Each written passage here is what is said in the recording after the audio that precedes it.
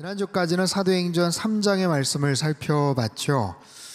나면서부터 안진뱅이 되었던, 한 번도 걸어보지 못했던 병자를 고쳐주었고, 그 병자의 치유 사건에 정말 신기하면서 많은 사람들이 모여들었고, 거기에 대해서 베드로가 아주 강력한 복음을 증거합니다. 선포합니다. 회개해라. 그리고 돌이켜서 죄 없이 함을 받으면 새롭게 되는 날이 올 것이다. 주님 안에서 새롭게 되는 날이 올 것이다. 너의 현재, 과거, 절망과 상심과 낙심과 모든 한숨들을 다 내려놓고 주님 안에서 새롭게 되는 날이 펼쳐지게 될 것이다. 여러분, 주님 안에서 우리에게 허락해 주시는 새롭게 되는 날이 우리에게 허락해 주실 줄로 믿습니다. 자, 그 은혜를 통해서 복을 누리게 될 것이라고 선포하는 거예요. 그런데 그렇게 힘있게 말씀을 전하던 베드로와 요한을 종교 지도자들이 붙잡아 가고 있어요. 왜냐하면 그들은 병자의 그 치유 사건, 그리고 사람들이 모여서 메시지 듣는 모습을 못마땅하게 생각했기 때문에 그렇습니다. 그날 베드로의 강력한 메시지를 듣고 많은 사람들이 회심을 하게 되는데요. 사도행전 4장 1절에서 4절까지 말씀을 우리 한번 같이 읽도록 하겠습니다. 시작. 사도들이 백성에게 말할 때에 제사장들과 성전 맡은 자와 사두개인들이 이르러 예수 안에 죽은 자의 부활이 있다고 백성을 가르치고 전함을 싫어하여 그들을 잡음에 날이 이미 저물었으므로 이튿날까지 가두었으나 말씀을 들은 사람 중에 믿는 자가 많으니 남자의 수가 약 5천이나 되었더라. 자, 성령 강림 사건 후에요, 사도들에게 아주 놀라운 능력이 임하는데 한 번 설교에 3,000명, 5,000명씩 막 회심을 하고 복음을 받아들이는 놀라운 말씀의 능력이 나타나는 거예요. 자, 보십시오. 특별한 사건이 발생을 했어요. 사람들이 모여듭니다. 회심을 합니다. 뭔가 심상치 않은 일들이 일어나는 것 같아요. 이 모습을 불편해했던 종교 지도자들이, 그들이 다 모여서 베드로와 요한을 앞에 두고 신문하고 있어요. 5절, 6절, 7절 같이 읽죠. 시작. 이튿날 관리들과 장로들과 서기관들이 예루살렘에 모였는데 대제사장 안나스와 가야바와 요한과 알렉산더와 및 대제사장의 문중이 다 참여하여 사도들을 세우고 묻되 너희가 무슨 권세와 누구의 이름으로 이 일을 행하였느냐. 자, 당대 모든 종교 지도자들, 똑똑하고 경건하다라고 자부하는 영적 리더들이 다 모여서 사도들을 그 앞에 세워놓고 질문을 던지는 거예요. 도대체 어떻게 행한 일이냐? 무슨 권세로 누구의 이름으로 이 일을 행했느냐? 병자를 고친 일, 정말 낫게 한 일이 너무 신기하고 궁금하죠. 그리고 복음의 메시지를 전한 것에 대해서는 못마땅한 마음이 있지만 어쨌든 궁금한 마음으로 질문을 하는데 이 질문의 뉘앙스가 좀 어리석어요. 굉장히 좀 무지한 그런 질문이기도 합니다. 굉장히 폼 잡고 물어보는 것 같지만, 야, 너네 어떻게 고쳤냐? 뭐 이런 거예요, 사실. 근데 거기에 반해서 제자들은요, 아주 성령 충만했습니다. 여러분, 성령 충만하면 하나님께서 지혜를 주시는 줄 믿습니다. 성령 충만한 사람들에게 용기와 담대함을 허락해 주셔요. 8절에서 11절까지 우리 천천히 한번 읽어볼까요? 시작. 이에 베드로가 성령이 충만하여 이르되 백성의 관리들과 장로들아, 만일 병자에게 행한 착한 일에 대하여 이 사람이 어떻게 구원을 받았느냐고 오늘 우리에게 질문한다면 너희와 모든 이스라엘 백성들은 알라. 너희가 십자가에 못 박고 하나님이 죽은 자 가운데서 살리신 나사렛 예수 그리스도의 이름으로 이 사람이 건강하게 되어 너희 앞에 섰느니라. 이 예수는 너희 건축자들의 버린 돌로서 집 모퉁이의 머릿돌이 되었느니라. 자, 병자가 낫게 된 이유, 그 원인을 묻는다면 너희들이 십자가에 못 박았지만 하나님이 살려주신 나사렛 예수 그리스도의 이름으로 이렇게 된 것이다.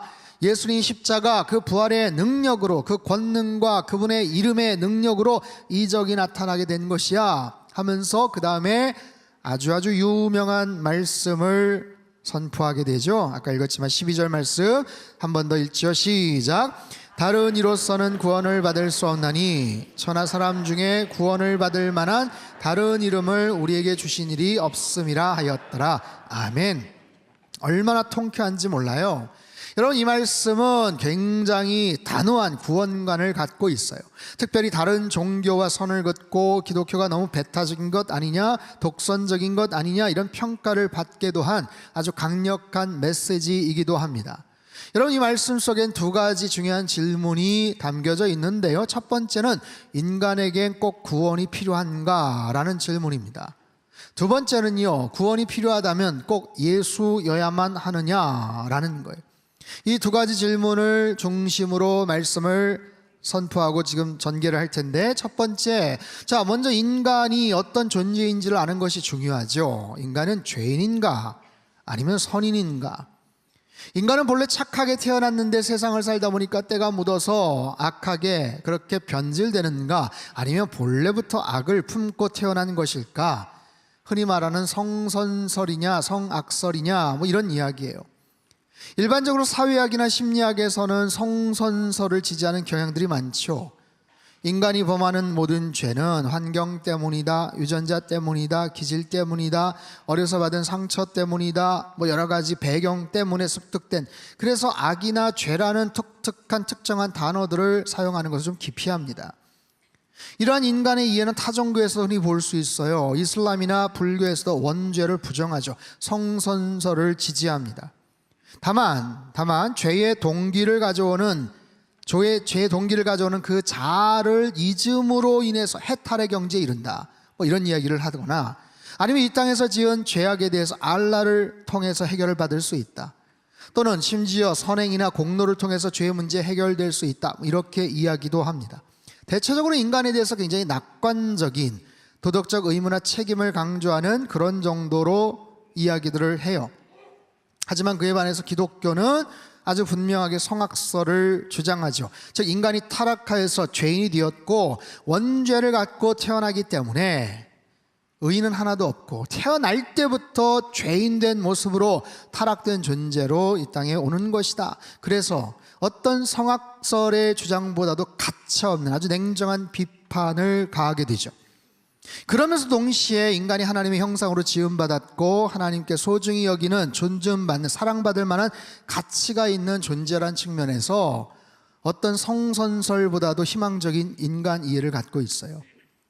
즉, 성경에서 말하는 인간 이해는 본래 선하게 창조되었지만 죄로 인해서 물들었고 오염이 되었고 그 원죄를 갖고 태어나는 것이다. 이것이 인간에 대한 이해예요.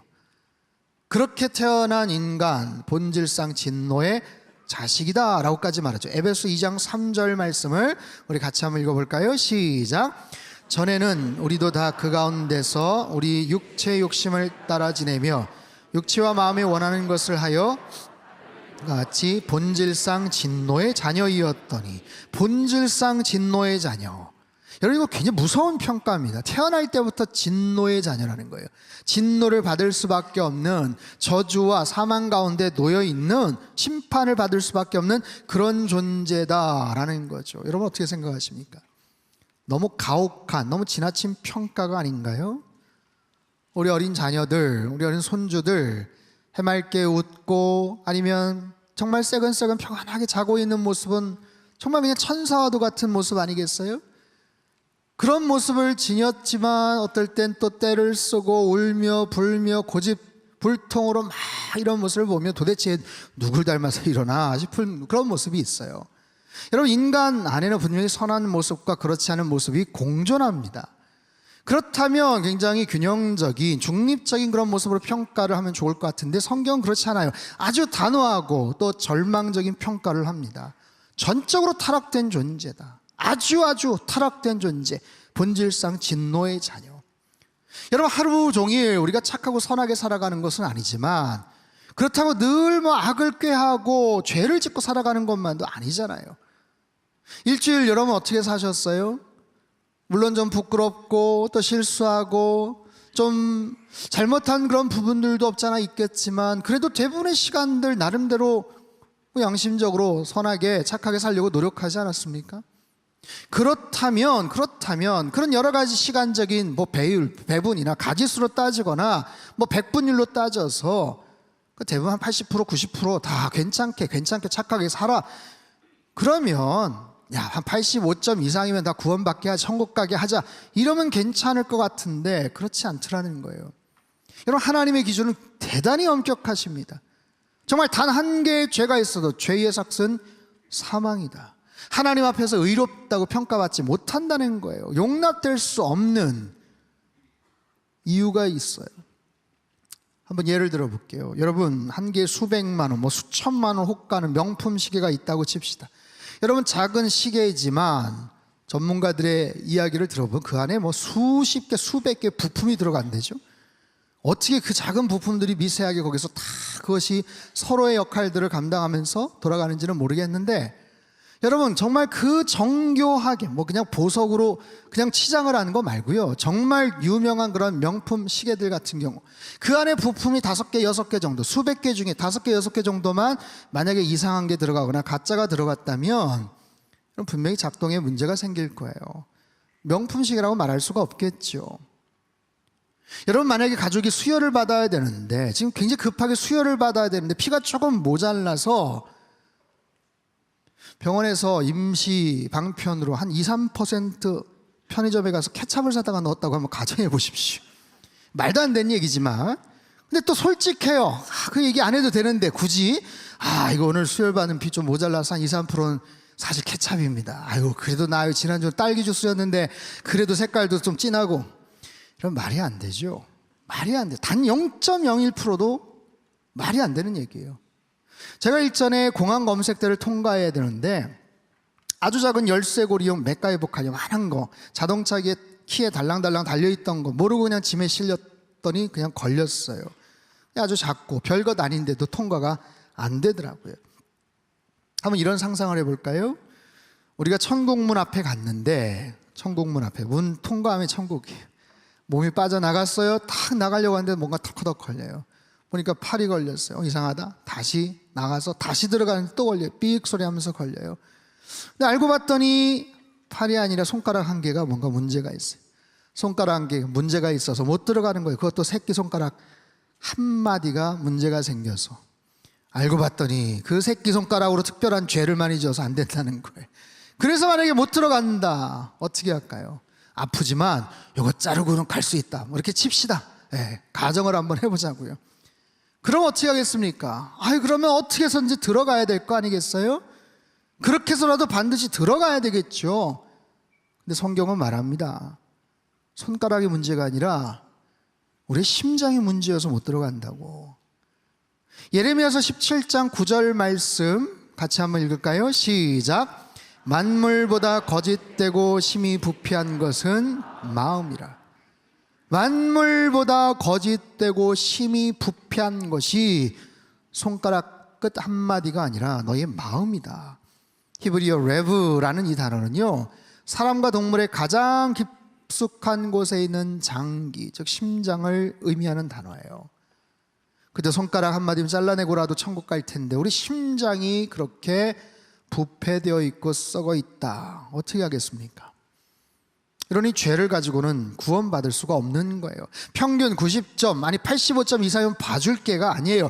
일평생 100개 미만이면 오케이, 통과, 아니라는 거예요. 단 한 개의 죄악도 용납하실 수가 없는 이유입니다. 정리해보면 인간은 죄를 지을 수밖에 없는 존재이고 그 죄 문제를 해결하지 않고는 절대로 구원받을 수가 없어요. 본래는 선한 존재, 아름다운 존재였지만 죄로 인해서 죽을 수밖에 없는 존재가 되었다는 것, 심판과 저주의 대상이 되어버렸다는 것. 그래서 우리 모두는 구원이 필요한 존재다. 그렇다면 두 번째 질문, 그렇게 구원이 필요한 존재라면 꼭 예수뿐인가? 라는 거예요. 예수의 이름만이 가능한가? 라는 거예요. 죄를 지을 수밖에 없는 존재다, 구원받을 수밖에 없는 존재라면 다른 방법은 없느냐라는 거예요. 다른 누군가를 의지할 수는 없을까라는 거예요. 그렇다면 누구의 이름을 의지할까요? 그럼 세상에 누구의 이름을 의지하면 좋겠습니까? 요즘 정치권에서는 4월 총선을 앞두고 공천에 신경을 쓰고 있죠. 대단히 민감한 이슈입니다. 누구를 내세울까? 누구를 앞세울까? 어떻게 전략 공천을 할까? 누구를 경선을 시킬까? 누구의 이름을 앞세우면 우리 지역구를 찾아올까? 아니면 거기에 승리를 할까? 누구의 이름? 도대체 그 이름의 파급력은 어느 정도 될까? 영향력은 어느 정도 될까? 여러분, 정치 지도자들 어디까지 어느 정도 의지할 수 있을까? 여러분, 역사상 막강한 리더십을 발휘했던 정치 지도자들이 참 많았죠. 2차 대전 당시 독일의 나치당을 이끌면서 악명을 떨쳤던 아돌프 히틀러가 있습니다. 그에 대한 독일 국민들의 신뢰와 찬사는요, 이건 정치적 리더십을 넘어서서 거의 종교적 메시아 수준에까지 이르렀어요. 수많은 독일 시민들이 그에게 오른손을 높이 올리면서 나치식 인사를 했던 것 여러분 아시죠? 뭐라고 인사를 했습니까? 하일 히틀러, 하일 히틀러. 이 뜻은요, 히틀러 만세라는 뜻이지만 이 하일이라는 단어에는 구원, 행복이라는 뜻도 담겨져 있어요. 즉 히틀러가 구원을 주고 우리의 행복을 보장해 준다라는 암시적인 의미입니다. 어떻게 그런 오만함을 가지고 그런 인사를 시키고 경례를 붙였을까 싶어요. 근데 더 어이가 없는 것은 그런 광기 어린 지도자를 독일 국민들이 열광을 하면서 좋아했다는 거예요. 그리고 독일의 그러한 정치 상황을 시간이 한참 지나고 나서도 그때를 그리워하는 사람들이 적지 않았더라라는 것입니다. 여러분, 세상의 어떤 정치 지도자도 우리에게 구원을 줄 수 없어요. 종교 지도자도 마찬가지입니다. 사람을 의지할 수 없어요. 똑같은 존재입니다. 본질상 진노의 자녀입니다. 자신의 문제도 해결 못하는데 누구의 문제를 해결할 수 있다는 말입니까? 어떤 고등 종교, 모슬렘, 불교, 힌두교 절대적인 구원 약속하지 못합니다. 다른 이단 종교들 경전도 없고 체계도 없고 사상도 없는 이단, 사이비, 여러 미신, 유사 종교들 말할 것도 없죠. 반사회적이고 비윤리적으로 사람들을 미혹시키고 사람들을 낭만케 하는 이런 그런 존재들을 어떻게 믿고 의지할 수 있단 말입니까? 성경에 나오는 수많은 구절 중에 오늘 4장 12절 말씀은 가장 대표적인 구절 중에 하나예요.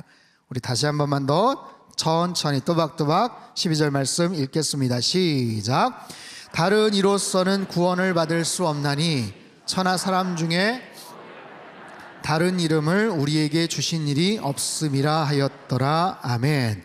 여러분, 오직 예수님만이 우리의 유일한 구원자이심을 믿으시기 바랍니다. 주님 말씀하셨어요. 나는 길이요 진리요 생명이니 나로 말미암지 않고는 아버지께로 올 자가 없느니라. 나는 부활이요 생명이니 무릇 살아서 나를 믿는 자는 죽어도 살 것이고 영원히 죽지 않는다. 영원히 죽지 않는다. 여러분, 어느 누가 이런 말을 할 수가 있겠어요? 말은 할 수 있겠죠. 정신병자나 사기꾼 같으면 말할 수는 있겠죠. 하지만 정말로 부활이요 생명 되시는 그분은 십자가 달려 죽으셨지만 사망 권세를 깨뜨리시고 사흘 만에 부활하신 생명의 주인이신 줄로 믿습니다. 여러분, 그분의 삶이, 그분의 죽음이, 그분의 십자가가 부활이 증명하고 있잖아요. 그 십자가를 한번 생각해 보십시오. 세상에 많은 위대한 성인들이 있어요. 존경하는 위인들이 있어요. 놀라운 인생을 살았고 참 귀한 삶을 살았다고 우리가 지지하고 마음을 다해서 존경할 수 있지만 그럼에도 불구하고 나하고는 별 상관이 없는 거예요. 내 현실의 문제를, 내 현실의 고통을 위해서 요만큼의 고통이나 아픔을 공유하지 않아요.